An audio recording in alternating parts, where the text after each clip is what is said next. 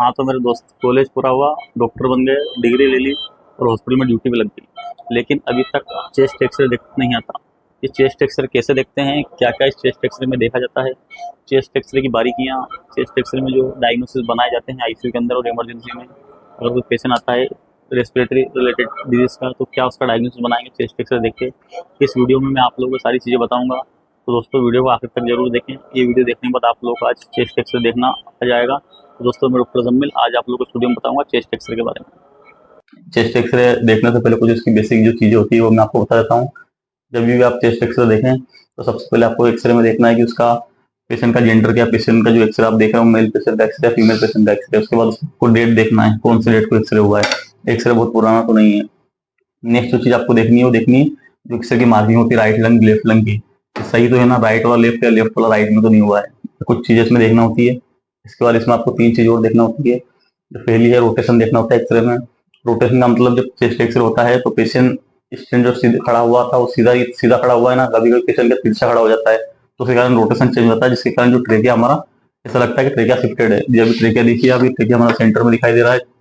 अगर patient rotate खड़ा हुआ, तिरछा खड़ा हुआ, तो ट्रेकिया ऐसा शिफ्टिंग में हमें दिखाई देगा। तो सबसे पहले हमें रोटेशन देखना होता है उसमें।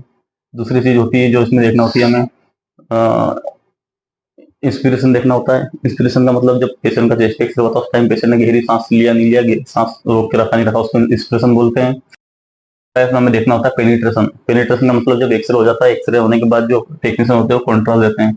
अगर टेक्नीशियन ने बहुत ज्यादा कॉन्ट्रास्ट दे दिया तो एक्सरे जो है बहुत ज्यादा ब्लैक हो जाएगा, बहुत ज्यादा काला दिखने लगेगा, उसे बोलते हैं पेनिट्रेशन। अगर कॉन्ट्रास्ट कम दिया तो एक्सरे व्हाइट दिखने लगेगा। तो एक्सरे में आपको ये भी देखना है पेनिट्रेशन किस तरह किया गया है। तो पेनिट्रेशन जो कॉन्ट्रास्ट देते हैं उसको भी आपको देखना होता है। अगर पेनिट्रेशन बहुत ज्यादा हो तो आपको एक्सरे रिपीट करवाना है, अगर पेनिट्रेशन बहुत कम हो तो उस कंडीशन में भी आपको एक्सरे रिपीट करना है। ये तो हो गई कुछ इसकी बेसिक चीजें। अभी मैं आपको बताऊंगा चेस्ट एक्सरे किस तरह देखते हैं। चेस्ट एक्सरे देखने के लिए आपको मैं आपको ट्रिक बताऊंगा, सिंपल सी ट्रिक, आपको उसको याद रखना है। अगर आपने ट्रिक याद रखी, इस ट्रिक के जरिए आपने एक्सरे देखा, तो कभी भी आपको चेस्ट एक्सरे देखने में कोई प्रॉब्लम नहीं होगी। वो जो ट्रिक है वो ये है, A B C D E. A B C D E से मैं आपको आज चेस्ट एक्सरे देखना सिखाऊंगा। ये बहुत सिंपल ट्रिक है। ये सबसे पहले हम देखेंगे ए से आपको क्या देखना है। ए से आपको देखना एयरवे। ए से आपको एयरवे देखना है। एयरवे में आपको देखना है ट्रेकिया। ट्रेकिया में आपको क्या देखना है, ए से आप एयरवे देख रहे हो, एयर में आपको ट्रेकिया देखना है। ट्रेकिया में आपको देखना है ट्रेकिया बिल्कुल सेंटर में तो है ना, ट्रेकिया शिफ्ट तो नहीं है राइट साइड या फिर लेफ्ट साइड।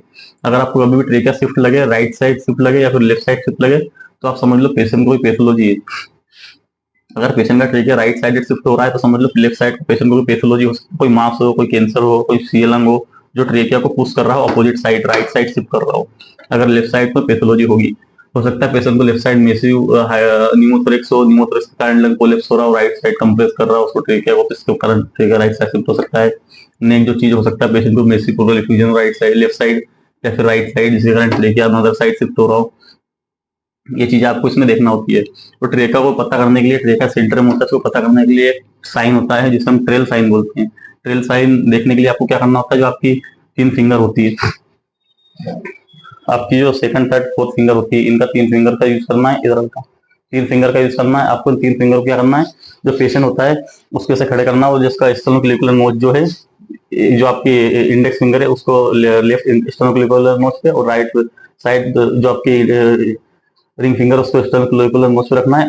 और जो पेशेंट का जो ट्रिकिया है उससे आपको अपवर्ड टू डाउनवर्ड ऐसे फील करते हुए आना है। अगर पेशेंट का ट्रेकिया शिफ्ट होगा तो आपकी जो फिंगर है वो इस साइड जाएगी, जिस साइड शिफ्टेड होगा वो आपको अनदर साइड एक नोच फील होगी, गड्ढा फील होगा। इसे हम बोलते हैं ट्रेल साइन। इस तरह से आपको दोनों साइड अपने फिंगर को रख देना, इंडेक्स को और रिंग फिंगर को, और मिडिल फिंगर से अपवर्ड टू डाउनवर्ड इसको फील करते हुए आना है। अगर आपको ट्रेकिया आपको सेंटर में फील हो रहा है बिल्कुल, तो आप समझो कि आपका ट्रेकिया बिल्कुल सेंटर में। अगर आपका जो फिंगर एक साइड जा रही है तो समझो आपको ट्रेकिया जो शिफ्टेड है, और अनदर साइड आपको पीठ एक गड्ढा महसूस होगा। इस तरह से हम ट्रेल साइन देखते हैं। अभी मैं आपको नेक्स्ट एक्सरे में बताऊंगा, जो एक्सरे अपना ट्रिकिया डेविटेड रहेगा उस एक्सरे में, उसमें आपको अच्छे से समझ आ जाएगा कि ट्रिकिया कैसे देखते हैं। नेक्स्ट जो चीज आती है इसमें हम देखते हैं बोन। बी से बोन। बोन में आपको क्या देखना है, बोन में आपको देखना बोनी केस देखना है, बोन देखना है। सबसे पहले आप देखेंगे क्लेविकल पेशेंट की क्लेविकल बोन होती है, फीमेल में जो होती है ब्यूटी बोन बोलते हैं। ये क्लेविकल बोन होती है, नॉर्मल है। इधर आप देखिए ह्यूमरस दिख रहा है, हेडो ह्यूमरस है। ये इधर पे ग्लेनोइड फोसा है। इसके बाद यह हमारी स्केपुला बोन हो गई, ये स्केपुला की बॉर्डर है, स्केपुला है। उसके बाद हम बात करेंगे वी से बोन में हमें क्या देखना है। सबसे पहले हमें देखना है बोन सब फिर ठीक तो है ना, कोई फ्रैक्चर तो नहीं है। अगर कोई बोन फ्रैक्चर है, हो सकता है कोई चेस्ट ट्रोमा के पेशेंट होते हैं उनकी रिब फ्रैक्चर होती है। अगर कोई पेशेंट की रिब फ्रैक्चर है, तो अगर पेशेंट ट्रोमा का है, उसका रिब फ्रैक्चर है तो उसका परिणाम हो सकता है पेशेंट को न्यूमोथोरेक्स हो सकता है।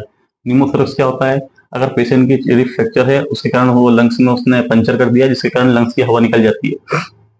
लंग्स की हवा निकलने के कारण चेस्ट कैविटी में फील हो जाती है, जिसके कारण पेशेंट को न्यूमोथोरेक्स डेवलप हो जाता है।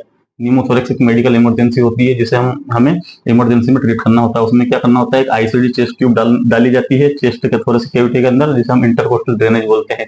उस ट्यूब के द्वारा उस एयर को निकाली जाती है। तो आपको बी से बोन में क्या देखना है? बोन में आपको देखना है बोन साइज नॉर्मल तो है ना, कोई बोन एबनॉर्मल तो नहीं है, कोई टिश्यू तो नहीं दिख रहा है बोन में। उसके बाद देखना कोई फ्रैक्चर तो नहीं है।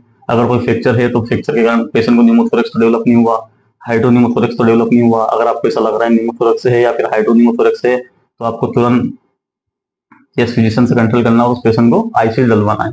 ये हो गया बी से बोन में। बाकी बोन में हम एक चीज और देखेंगे, हम कैसे पता करेंगे कि फर्स्ट रिप कौन सी चेस्ट एक्सरे में। ये बहुत डिफिकल्ट होता है बच्चों को देखने के लिए कि फर्स्ट रिप कैसे देखी जाती है। वो एंटीरियर और पोस्टीरियर रिप देखने में बहुत कंफ्यूजन होता है। तो इसका बहुत सिंपल ट्रिक मैं आपको बताऊंगा।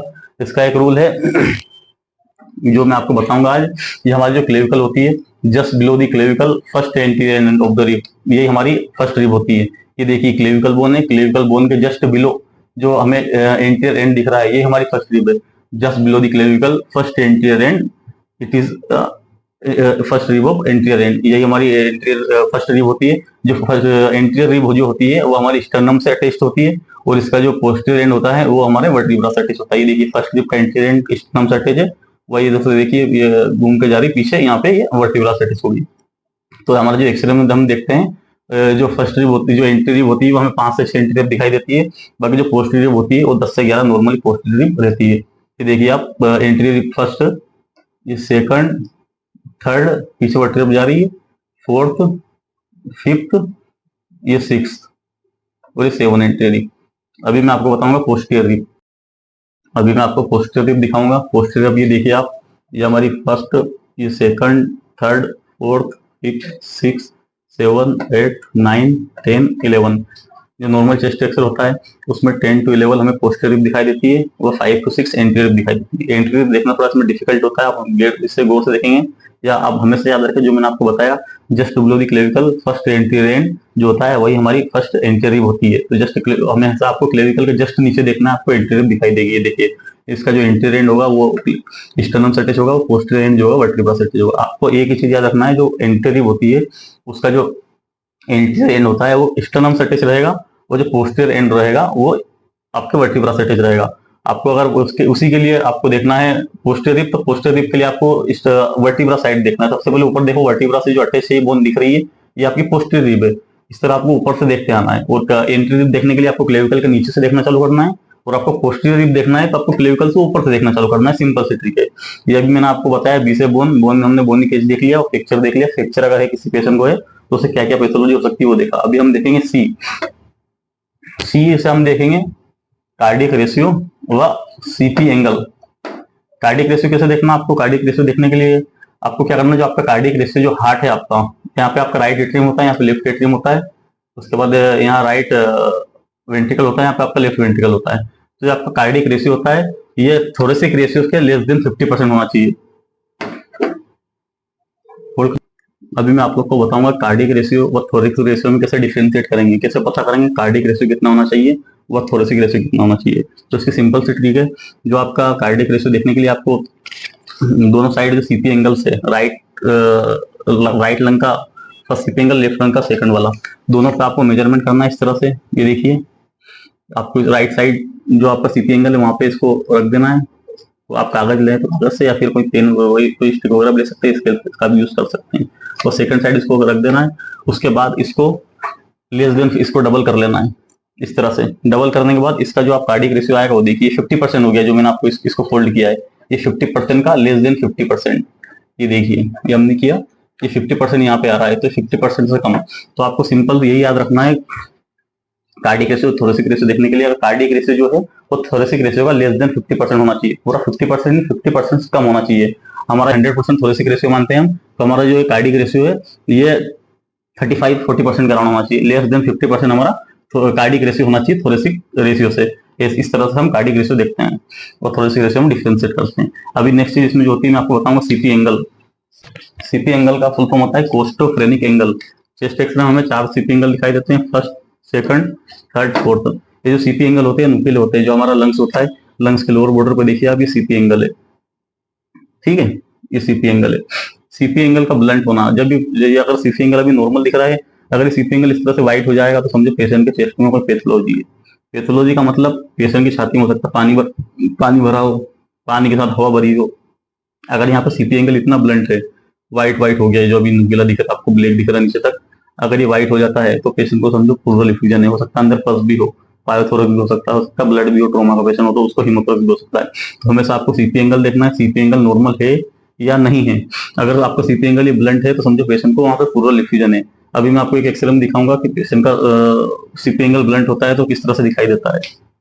सीपी एंगल आपको हमेशा सबसे पहले सीपी एंगल देखना हो। अगर पेशेंट आपके पास आए ब्रीथलेसनेस के साथ, उसको घबराहट हो रही हो, अगर उसकी चेस्ट में किसी साइड यूनिलेटरल या एक साइड किसी भी साइड, उसको ये देखिए इस तरह से सीपी एंगल आपके बिल्कुल क्लियर है। देखिए लेफ्ट वाला सीपी एंगल बिल्कुल नीचे तक है, बिल्कुल क्लियर दिखाई दे रहा है। इस एक्सरे में आप लोग देखिए सीपी एंगल ब्लंट है। यहाँ पे नॉर्मल है सीपी एंगल, ये सीपी एंगल ब्लंट है। ब्लंट है मतलब यहाँ पे कोई पैथोलॉजी है। पेशेंट को आप जब ऑस्कल्टेट करेंगे तो ऑस्कल्टेट में भी आपको एरेंटर डिक्रीज आएगी। इसे हम बोलते हैं प्लूरल इफ्यूजन।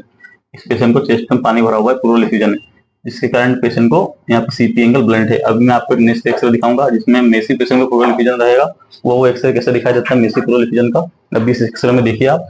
वो जो मैंने आपको एक साइन बताया था ट्रेल साइन, इस एक्सरे को देखने के बाद वो ट्रेल साइन भी आपको बिल्कुल क्लियर हो जाएगा। ट्रेल साइन किस तरह से देखते हैं, ये देखिए एक पेशेंट है जिसको मेसी प्लूरल इफ्यूजन है, पूरी left side massive pleural effusion है, पूरी छाती में पानी भरा हुआ है, जिसके कारण लंग्स पूरी कंप्लीटली कोलैप्स हो चुका है। वह जो मीडियम ट्रेकिया को सिर्फ कंप्रेस कर रहा है, इसके कारण इसका ट्रेकिया शिफ्टेड है। ये देखिए ये वाले एक्सरे में जो है ट्रेकिया हमारा सेंटर में बिल्कुल, ये अभी इस एक्सरे में देखिए इसका ट्रेकिया बिल्कुल इधर शिफ्ट हो चुका है। ये ट्रेकिया इस तरह से शिफ्ट हो चुका है, यहाँ इधर पे आ रहा है। ट्रेकिया होना यहाँ पे चाहिए, पर ये प्लूरल इफ्यूजन होने के कारण ट्रेकिया कंप्रेस हुआ और ट्रेकिया पूरा शिफ्टेड हो गया अनदर साइड, राइट साइड। तो इसी में मैंने जो आपको बताया था ट्रेल साइन, इसे जैसे देखते हैं। आपको दोनों साइड एक्सटर्नोक्लेविकुलर नोच पे अपने दोनों फिंगर्स रख देना है और मिडिल फिंगर से अपवर्ड टू डाउनवर्ड फील करते हुए आना। अभी देखिए ये जो एक्सरे है इसमें जो ट्रेकिया शिफ्टेड है, तो जब हम फील करते हैं तो हमारी फिंगर एक साइड जाएगी इस तरह से। तो इस तरह हम इधर दबाएंगे, पेशेंट को कंप्रेस करेंगे तो हम यहाँ नोच फील होगी। देखो अभी मैं आपको फिर से बताता हूँ एक बार। ये देखिए एक्सटर्नोक्लेविकुलर नोच है हमारे दोनों साइड। अभी ये हम फील करते हैं, अपर टू डाउनवर्ड करते हैं। अभी अगर पेशेंट को राइट साइड इफ्यूजन होगा तो हमारी फिंगर राइट साइड जाएगी।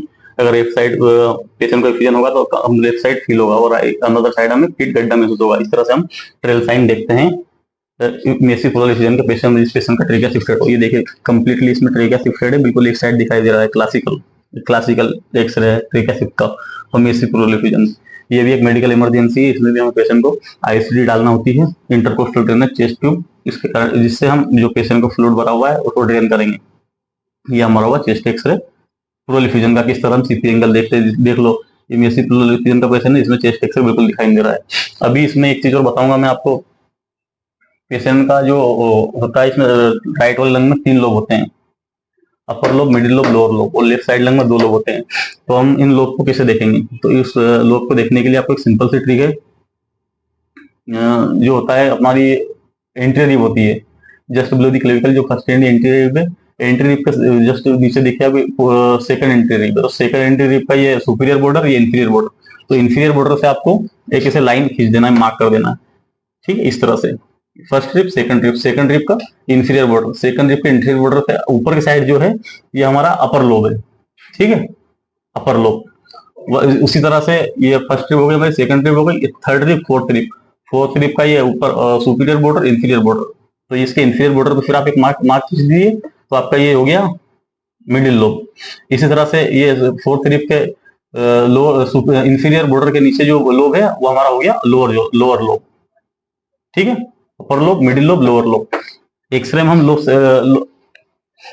जो देखते हैं लोब से देखते हैं, लोब में बात करते हैं। तो वैसे अगर आप बुक में पढ़ेंगे तो जोन होता है, अपर zone, middle zone, lower zone, 3 zone में डिवाइड होता है। पर ये एक्सरे में इसकी एनाटॉमी डिफरेंस हो जाती है। तो हम इसमें यहाँ पे जब बात करेंगे तो इसकी जोन में लोब में बात करेंगे, अपर lobe, middle lobe, lower lobe. जैसे कि किस पेशेंट को न्यूमोनिया होता है तो डॉक्टर बोलते हैं अपर लोब निमोनिया है, मिडिल लोब कंसोलिडेशन है, लोअर लोब कंसोलिडेशन है। तो इसमें हम इसी तरह से लोब को देखते हैं किस तरह से कि कौन सा मिडिल है, कौन सा लोअर है, कौन सा अपर है। तो सिंपल सी ट्रिक है, जो आपकी just below the clavicle first rib है, फर्स्ट रिब के बाद आपकी सेकंड रिब है, सेकंड रिब के जो अपर बॉर्डर है और एक सुपीरियर बॉर्डर है, इंफीरियर बॉर्डर है, इंफीरियर बॉर्डर से आप एक लाइन मार्क कर देंगे। इसके ऊपर जो लोब है वो आपका अपर लोब हो जाएगा। उसी तरह आपकी first, second, third, fourth rib का ये अपर सुपीरियर बॉर्डर, ये इंफीरियर बॉर्डर, वहां पे आप एक लाइन से मार्क कर देंगे। उसके ऊपर जो बॉर्डर, वो जो लोब है वो आपका मिडिल लोब हो चुका है, सेकंड रिब और फोर्थ रिब के बीच में। और फोर्थ रिब के जो इंफीरियर बॉर्डर के नीचे जो आपका बचा हुआ हिस्सा है वो आपका लोअर लोब हो गया। इस तरह से हम सी से सीपी एंगल देखते हैं। और मैंने बताया आपको सी से आपको क्या देखना है, कार्डिक रेशियो देखना है, सीपी एंगल देखना है। वो आपको लोब किस तरह से देखना है ये बताया। अभी मैं आपको बताऊंगा, दिखाऊंगा डी पढ़ाऊंगा, डी में किस तरह देखना है आपको। डी से आपको देखना है डायफ्राम, आपको डायफ्राम दोनों साइड देखना है। जो आपका लेफ्ट डायफ्राम है वो थोड़ा जो लेफ्ट लंग है जो आपको राइट लंग से थोड़ा नीचे की साइड रहेगा, और राइट वाला जो लंग है आपका अपर साइड रहेगा। वो क्यों? क्योंकि जहाँ राइट साइड जो आपका लंग है इसके जस्ट बिलो लीवर होता है, तो लीवर के कारण ये थोड़ा अपवर्ड रहता है, राइट बॉर्डर, और लेफ्ट साइड बिलो रहती है। तो एक चीज और इसमें देखना होती है आपको, क्या है, आपको गैसेस देखना होती है दोनों लंग्स के बीच में, दोनों लंग्स के नीचे। अगर आपके लेफ्ट लंग के बिलो एयर है तो यहाँ पे आपका स्टमक होता है, स्टमक में एयर होती है, तो left gas under the diaphragm left side वो नॉर्मल होती है।